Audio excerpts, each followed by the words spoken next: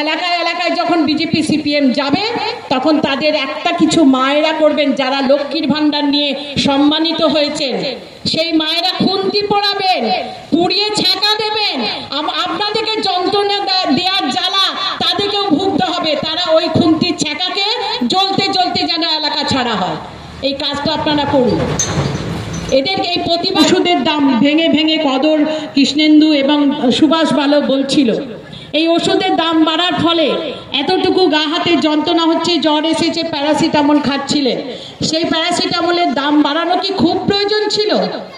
কি মানুষের ওপর এত অত্যাচার, এত যন্ত্রণা, এই সমস্ত করে তারা নিজেরা ভালো থাকবে তো?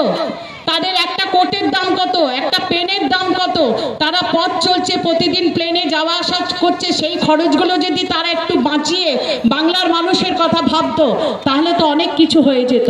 কিন্তু এরপরেও তারা আপনাদের কাছে যখন ভোট চাইতে যাবে এবং রাস্তাঘাটে বেরিয়ে যখন এই যে হঠাৎ করে একটা সুযোগ পেয়ে গেছে শিক্ষকদের, তাদের যে চাকরিটা চলে গেছে, আমরা সমব্যথী এবং আমরা জানি যে মমতা বন্দ্যোপাধ্যায় একমাত্র মানুষ, তিনি যে কোনো উপায়ে তাদের চাকরি ফিরিয়ে দেবার চেষ্টা করবেন এবং তিনি করবেনই। তিনি একটা সময় চেয়ে নিয়েছেন, কারণ বেশ কিছু কাজ তাকে করতে হবে, তবে তিনি মানুষের। কিন্তু আজকে মমতা বন্দ্যোপাধ্যায়ের ছবি রাস্তায় ফেলে আগুন জ্বালিয়ে দিয়ে পা মারিয়ে তারা কি প্রমাণ করতে চাইছে?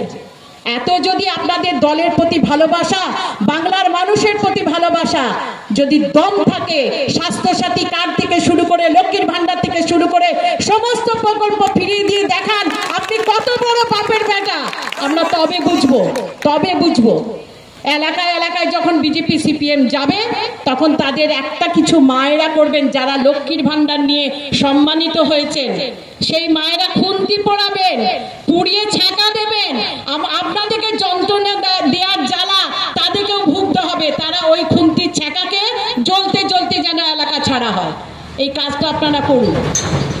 এদের এই প্রতিভা, আমাদের বেশ কিছু সৈনিক আজকে আমাদের থেকে একটু দূরে, কিন্তু সেটা বেশি দিনের জন্য নয়, আমরা একটু কষ্টেই আছি, আমরা তাদের মিস করছি। তারা ভালো থাকুক, আমরা আইনের পথে তাদের নিশ্চয়ই ব্যবস্থা করব, তারা আমাদের মাঝে খুব শিগগিরই ফিরে আসবে।